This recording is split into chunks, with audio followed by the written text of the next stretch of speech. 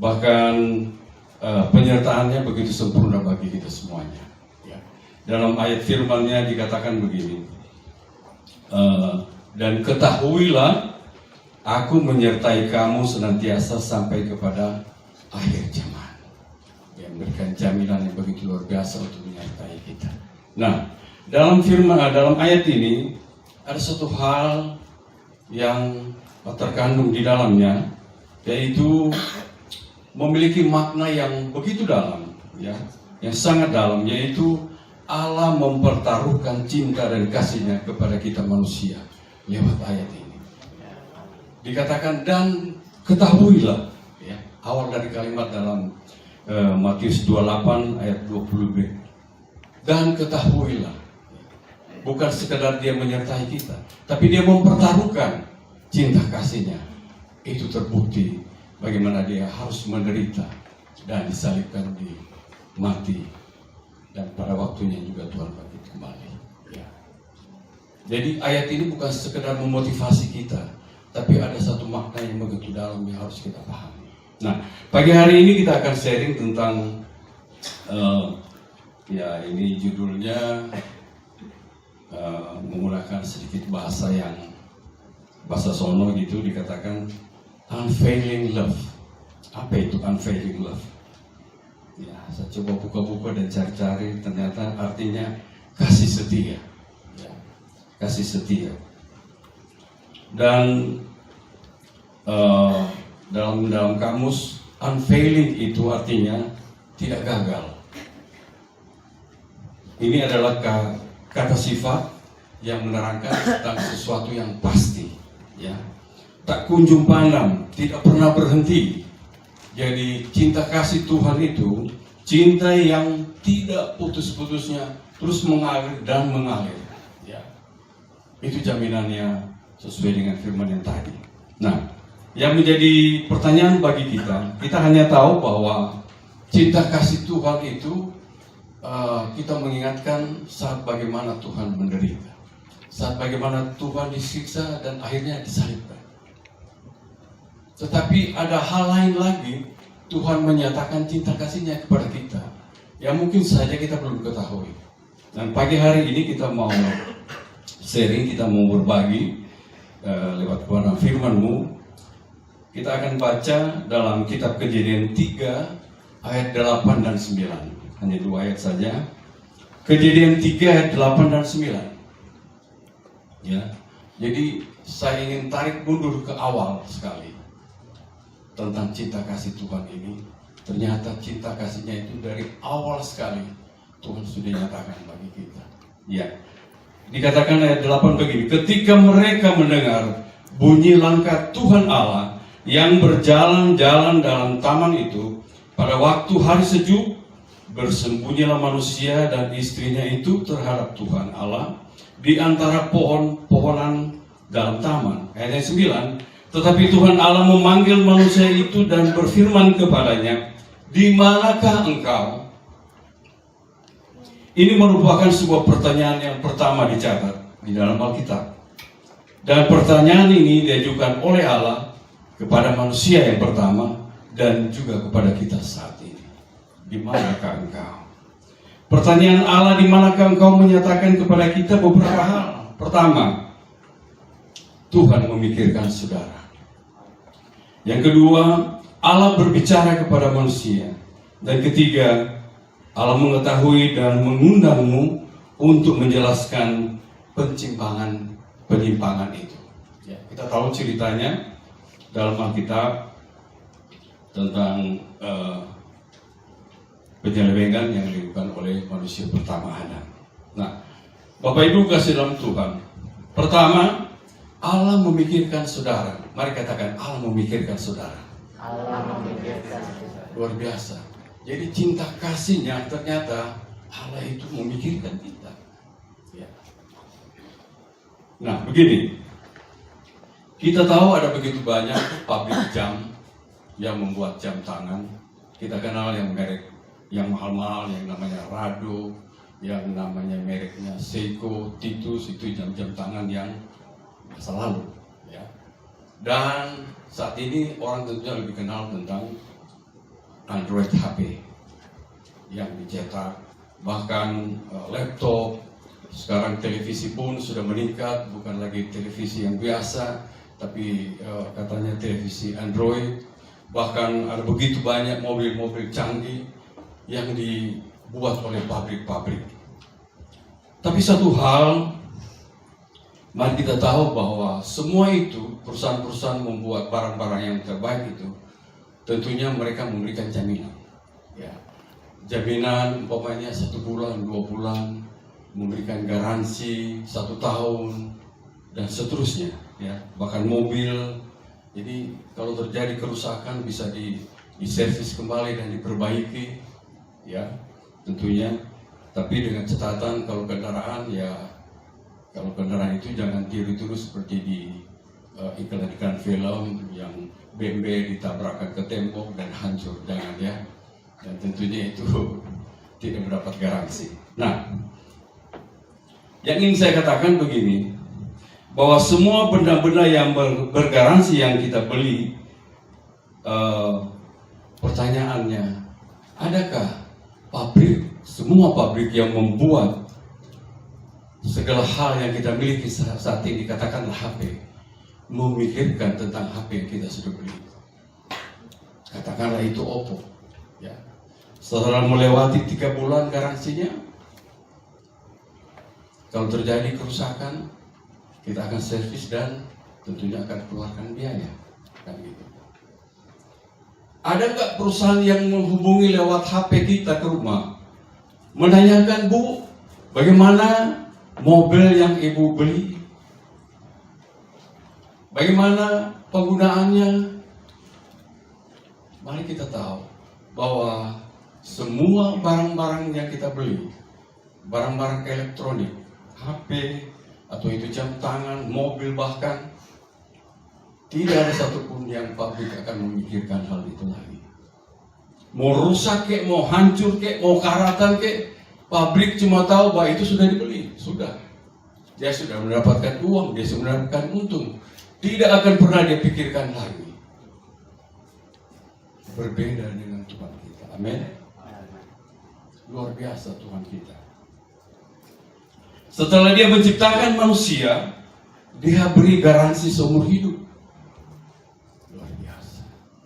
Dia memberi garansi seumur hidup. Aku akan menyertai engkau sampai kepada akhir zaman. Amin. Dan dia tetap memikirkan diri saudara dan saya. Teks kita menyatakan bahwa hal ini, bahwa Tuhan menaruh perhatian terhadap Adam. Kejadian 3 ayat yang ke-9. Tuhan memikirkan Adam yang telah jatuh ke dalam dosa dan datang menjumpai Adam dan istrinya. Sudah berdosa pun Tuhan masih memikirkan. Apa yang Tuhan pikirkan? Tuhan memikirkan bagaimana memulihkan Adam dari dosa perbuatannya. Tuhan juga memikirkan saudara dan saya. Setiap hari Tuhan memikirkan tentang saya dan saudara.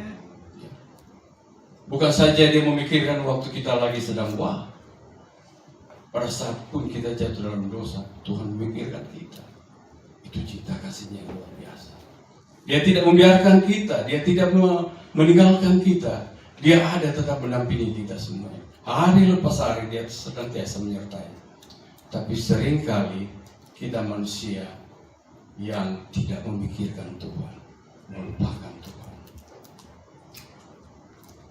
Saat kita jatuh dalam Tuhan, di dalam dosa, Tuhan memikirkan kita. Tapi pada saat kita jatuh dalam Tuhan, Tuhan tidak ada dalam pikiran kita. Kenapa? Yang kita pikirkan yaitu ketakutan. Apa kira-kira yang hukuman Tuhan memberikan bagi saya? Itu yang ada dalam pikiran kita. Kita sudah ketakutan, kita sudah gelisah. Tapi sebenarnya ada hal yang terbaik yang Tuhan sudah siapkan bagi kita. Kejadian 3 ayat 8 mengatakan bahwa terdengar bunyi langkah Tuhan Allah yang berjalan-jalan dalam taman yang biasa dipakai oleh Sang Pencipta untuk bertemu dengan ciptaannya manusia, selalu berada di dalam pikiran Sang Pencipta. Ya. Bapak Ibu, Berbeda dengan kita manusia tentunya. Ya. Kalau kita lagi senang banget, kadang-kadang juga orang tua kita tidak pikirkan. Kadang-kadang kita lupa kepada istri, kita lupa kepada suami juga. Saking terlalu senang. Apalagi Tuhan.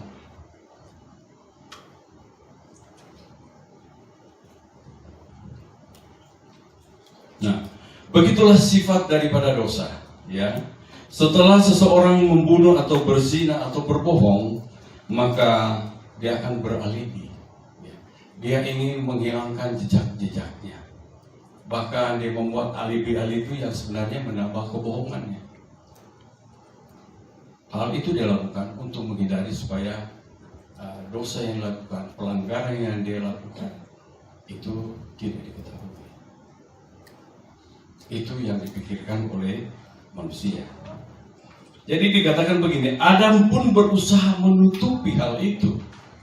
Mungkin dia berharap bahwa Tuhan tidak akan tahu, padahal Tuhan itu Maha tahu. Amin. Dan dikatakan bahwa satu hal yang Adam harapkan, yaitu bahwa mereka bisa tampil di hadapan Allah seolah-olah tidak ada sesuatu yang terjadi. Yang berubah hanyalah tadinya Adam dan Hawa telanjang, namun sekarang mereka memakai baju dari daun. Ya. Mereka menutupi. Itu saja yang dipikirkan Adam. Bagaimana caranya supaya kita tidak kelihatan telanjang. Ya. Dan setelah mereka melakukan pelanggaran dosa, akhirnya mereka menyadari bahwa ternyata mereka dalam keadaan telanjang. Maka daun-daun yang ada sekitar taman itulah digunakan untuk menutupi tubuh mereka. Nah, Adam itu bukan seperti sebuah benda yang dibuat manusia, yang setelah dibuat dibiarkan oleh pembuatnya sampai benda itu rusak dan menjadi sampah. Beda, ya. Manusia tetap berada di bawah, dikatakan providensia dari Allah. Artinya mereka tetap berada di bawah pemeliharaan Allah. Mereka tetap berada di dalam pikiran dari Allah. Dan Tuhan memikirkan saudara dan kita semuanya berada dalam keadaan baik saja. Bahkan walaupun banyak hal berada dalam keadaan buruk, Tuhan tetap memikirkan kita. Satu hal saya ingin katakan begini, Tuhan lebih memikirkan dirimu atau diri kita semuanya daripada kesibukan kita, daripada usaha pekerjaan kita, daripada bisnis kita, daripada karir kita. Tuhan lebih memikirkan diri kita. Loh, kok bisa begitu? Artinya begini, Tuhan tidak mau, pertama, Tuhan tidak mau dia dinomor duakan karena kesibukan kita, karena karir kita. Tuhan tidak mau karir, pekerjaan, usaha kita yang pada akhirnya kita meninggalkan Tuhan. Kita menjauhkan diri dari waktu-waktu dengan Tuhan. Tapi yang Tuhan mau, dia memikirkan diri kita supaya semua yang kita peroleh, baik itu bisnis kita, pekerjaan kita, karir kita, menyadarkan kita bahwa semuanya itu dari Tuhan. Semuanya itu pemberian Tuhan. Kalau saat ini saya bisa sukses, usaha saya terus berkembang, karir saya terus naik, itu bukan karena kuat dan gagah saya, tapi itu karena Tuhan. Amin. Nah, itu yang perlu kita harus sadari. Anak muda juga dengar, ya. Tuhan tidak memikirkan jodohmu, Tuhan memikirkan dirimu. Loh, kok begitu, Om? Saya sudah lama berdoa ini, Om. Kok belum datang-datang juga? Why? Tuhan lebih memikirkan dirimu. Kenapa? Karena Tuhan tidak mau jodohmu itu menjauhkan dirimu daripada Tuhan. Amin. Tapi kenapa Tuhan memikirkan dirimu? agar engkau terus diproses dan proses untuk lebih dewasa rohani, untuk lebih kuat iman percayanya, sehingga pada saat engkau memperoleh seseorang, calon yang akan mendampingi kehidupanmu hingga hari tua, adalah seorang yang membawamu lebih dekat lagi kepada Tuhan. Itu yang Tuhan mau. Kita memiliki jodoh yang kaya raya, yang ganteng, yang cantik, tapi dia menjauhkan kita daripada Tuhan. Hati Tuhan sedih sekali. Sebab Tuhan sudah memberikan yang terbaik bagi kita.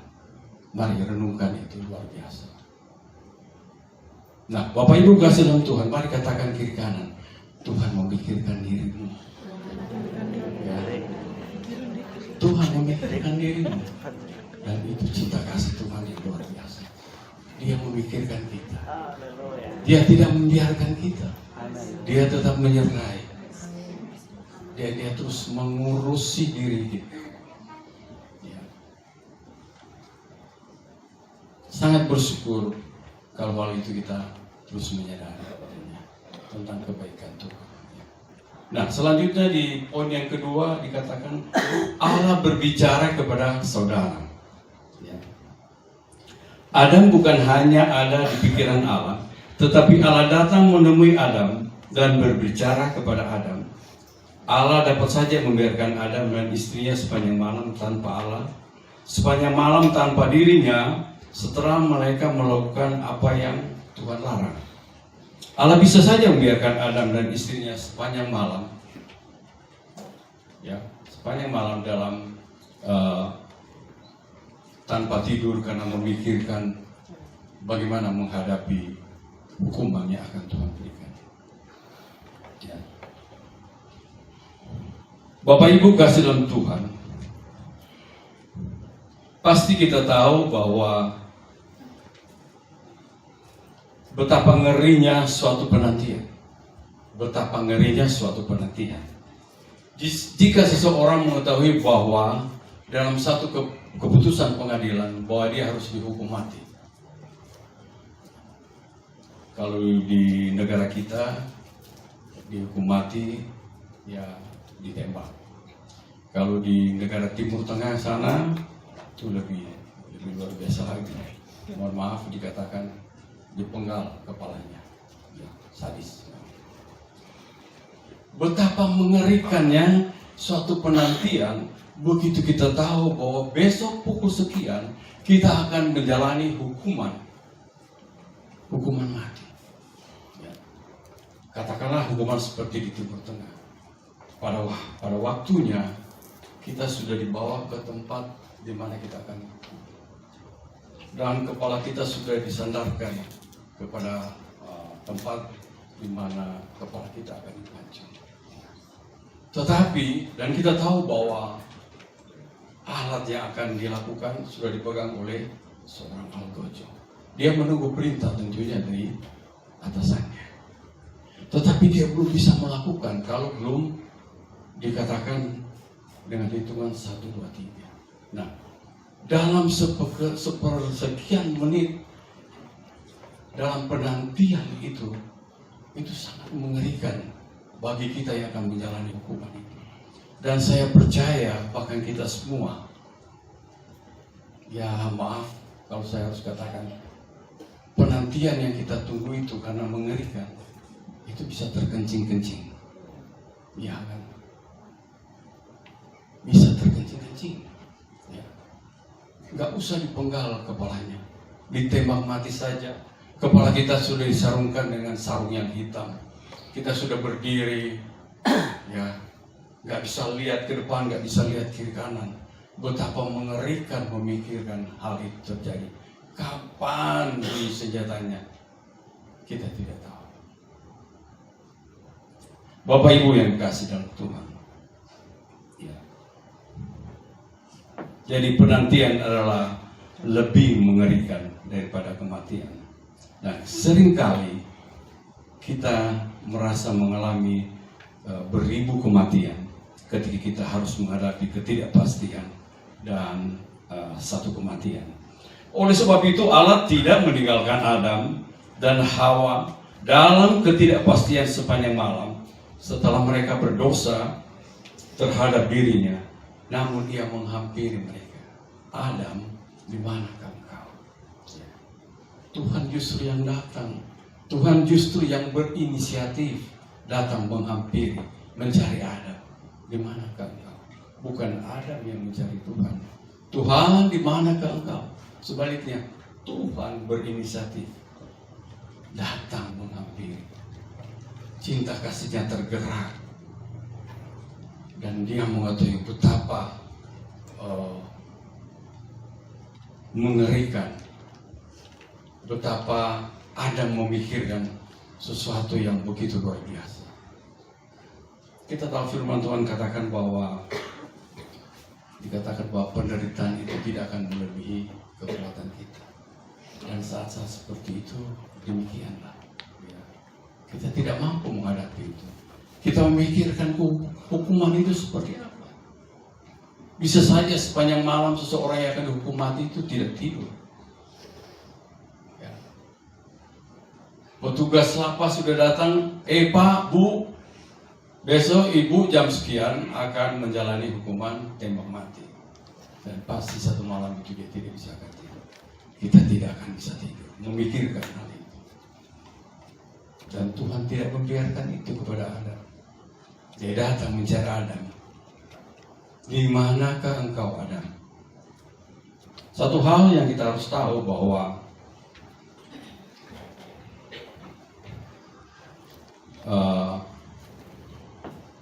dosa tidak pernah memikirkan hal itu. Dosa tidak pernah memikirkan hal itu. Dan apa yang terjadi terhadap Adam dan Hawa? Benar-benar mereka ditipu oleh iblis. Benar-benar mereka ditipu oleh iblis. Oleh perbuatan mereka itu, tentunya mereka akan menjalani konsekuensi hukuman dari Tuhan. Tuhan mengasihi, Tuhan mencintai mereka. Tapi ada konsekuensi yang harus mereka jalani. Nah, sebelum mereka dikeluarkan dari Taman Eden oleh Tuhan, yaitu Adam dan Hawa, bahkan si ular atau iblis ini, ya, Tuhan memberikan janji kepada Adam. Ya. Tuhan memberikan janji kepada Adam. Itu luar biasa. Dan sebelum Tuhan memberikan janji kepada Adam, pertanyaannya, kenapa Allah mencari manusia? Alasannya bahwa Tuhan memandang ke bawah dari surga, bahwa tidak ada manusia yang Dia lihat apakah ada yang berakal budi dan mencari Allah. Ya. Di Mazmur 53 ayat 3 dan 4 dikatakan, tidak ada yang benar, seorang pun tidak. Tidak ada seorang pun yang berakal budi, tidak ada seorang pun mencari Allah. Roma 3 ayat 10-12, Allah menyelidiki dari surga dan Allah mau melihat kehidupan manusia yang terdalam, dan ternyata tidak ada seorang pun yang mencari Allah.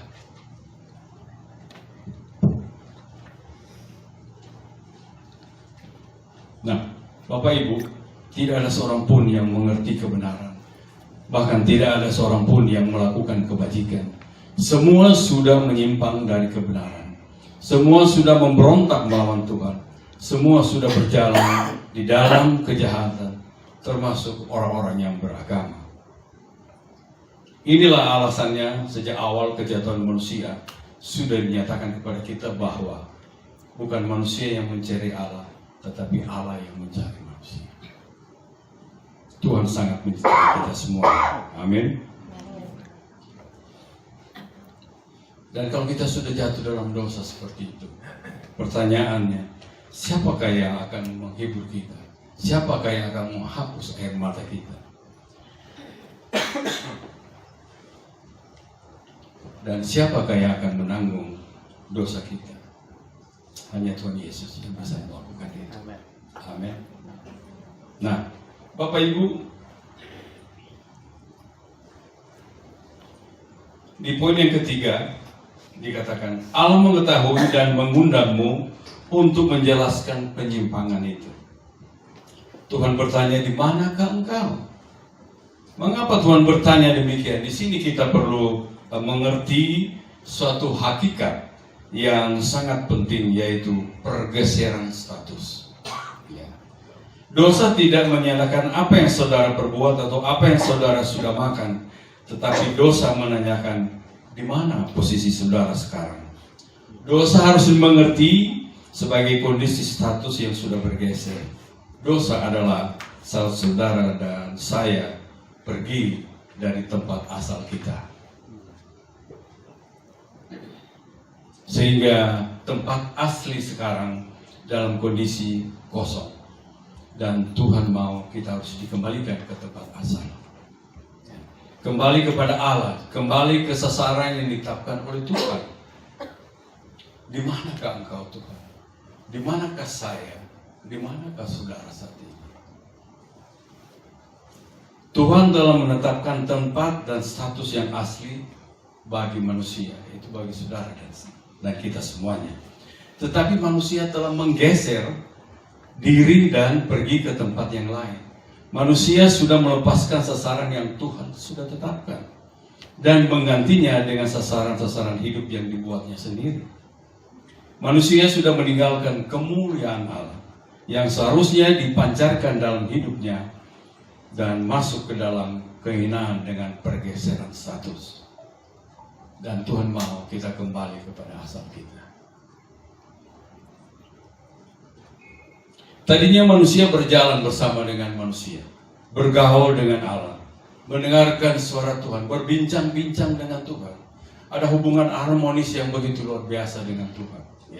Ya mungkin di sana ada canda gurau, ya, pada awalnya manusia. Tetapi setelah terjadi pergeseran yang dilakukan oleh manusia itu sendiri, maka yang ada dalam hati pikiran manusia itu adalah rasa takut, rasa khawatir. Nah, Bapak Ibu kasih dalam Tuhan,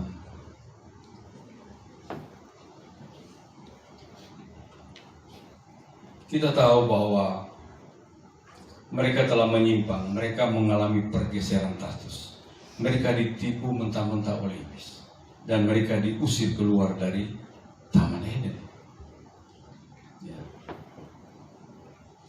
Pertanyaan Allah kepada Adam bukan menanyakan posisi keberadaan fisiknya, tetapi di mana keberadaan hati, sifat asli, karakter yang dimiliki Adam mula-mula, yaitu di manakah posisi saya, di manakah posisi kerohanian saya, di manakah posisi iman kita saat ini.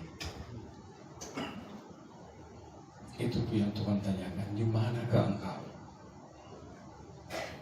Dan biarlah kalimat pertanyaan ini sering menghampiri kehidupan kita, sehingga kita lebih terkontrol dalam kehidupan ini, ya. Menyadari, oh iya saya sudah menyimpang, saya harus segera secepat kembali lagi ke jalurnya Tuhan. Ya. Jangan karena kita sudah terlalu senang dengan promosi jabatan, kita lupa Tuhan. Ya. Waktu-waktu dengan Tuhan mulai hilang. Ya. Mulai hilang. Kita lebih banyak menikmati kesuksesan kita. Kita lupa dengan Tuhan, sumber segala sumber kehidupan kita. Nah, Bapak Ibu, pernahkah kita bertanya sendiri, di manakah kita sekarang? Apakah kita lebih banyak berada dalam hadirat Allah atau di dalam keduniawian? Kalau Allah masih menanyakan di mana kita sekarang, nah ini taruh garis bawah itu, maka ini adalah anugerahnya yang terbesar. Kalau Tuhan masih bertanya seperti itu pada diri kita, itu anugerah yang luar biasa. Artinya cinta kasih Tuhan masih ada bagi kita, ya kan? Maka ini adalah anugerahnya yang terbesar bagi kita. Manusia berdosa yang masih mendapat perhatian khusus Allah, sehingga kita masih mempunyai kesempatan untuk kembali kepadanya. Selalu ada pintu yang terbuka bagi kita.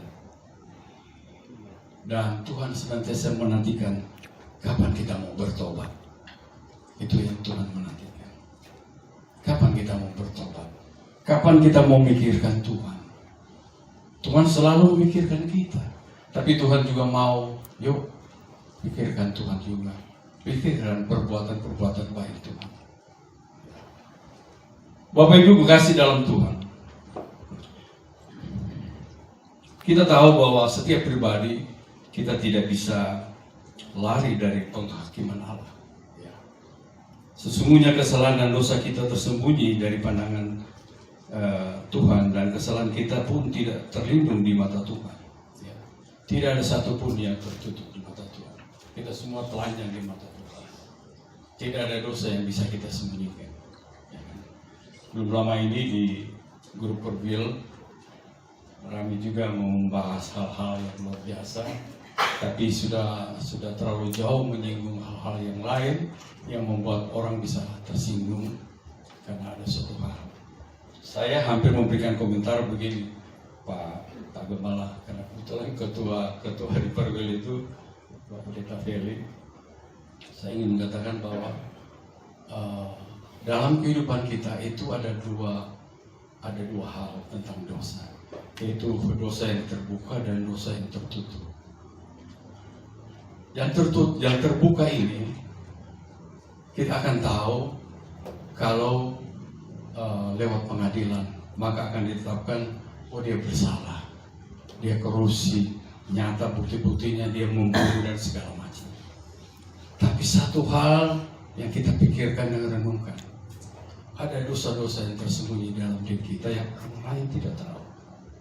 Jadi dalam kita memberikan komentar lewat media sosial, kita harus hati-hati bahwa ada dosa yang terselubung, yang tersembunyi.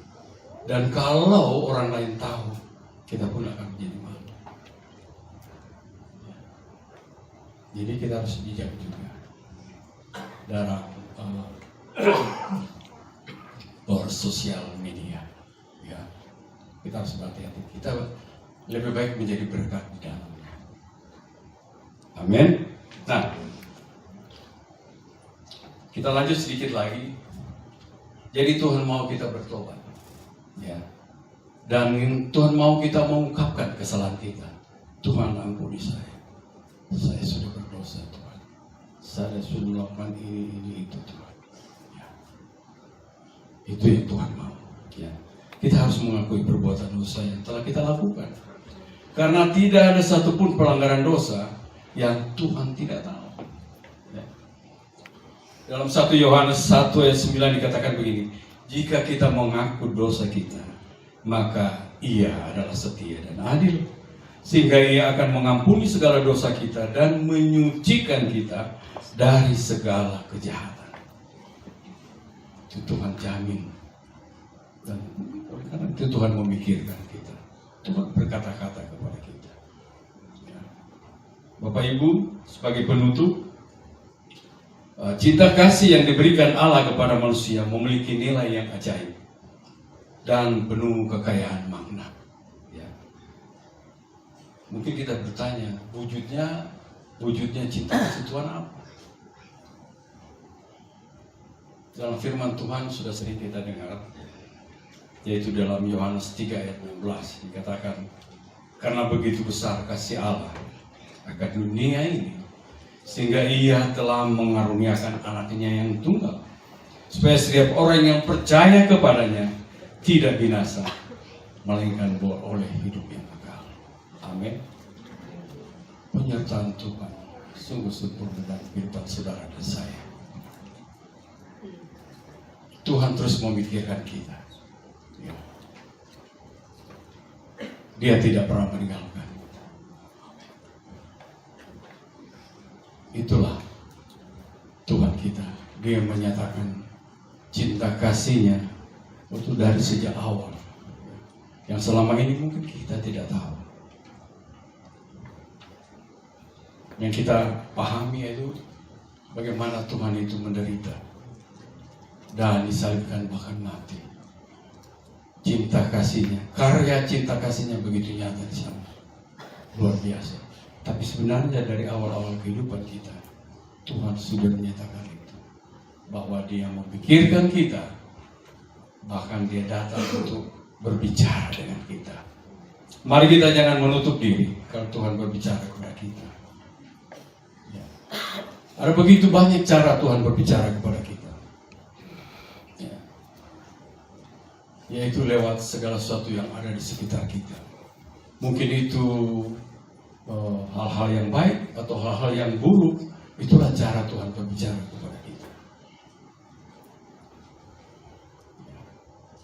Baik, ini yang bisa saya bagikan bagi kita. Kiranya